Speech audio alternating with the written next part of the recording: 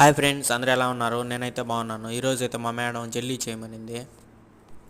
ఎందుకంటే మా ఇంట్లో కోవిడ్ పిల్లలు జెల్లీ బాగా తింటారు. బయట నుంచి తెస్తే ఎప్పుడు చేసింటారో ఏమో అని చెప్పేసి మా మేడం జెల్లీ పౌడరు ఇంట్లోనే తెచ్చిపెట్టేసింది. అది ఎలా చేయాలో చూద్దాం. ఈరోజు మా మేడం జెల్లీ చేయమనింది కాబట్టి చేస్తున్నాను. ముందుగా ఒక కప్పు జెల్లీ పౌడర్ తీసుకొని అదే కప్పుతో 4 కప్పులు హాట్ వాటర్ వేసుకోవాలి. హాట్ వాటర్ అంటే మరీ హాట్గా ఏం కాదు, మామూలుగా గోరువెచ్చని వాటర్ వేసుకోవాలి. గోరువెచ్చని వాటర్ పడితేనే అది జెల్లీ తయారవుతుంది, లేకపోతే తయారవదు. ఇలా ఒక కప్పు జెల్లీ పౌడర్ తీసుకొని ఒక కప్పుకి 4 కప్పులు గోరువెచ్చని వాటర్ వేసుకోవాలి.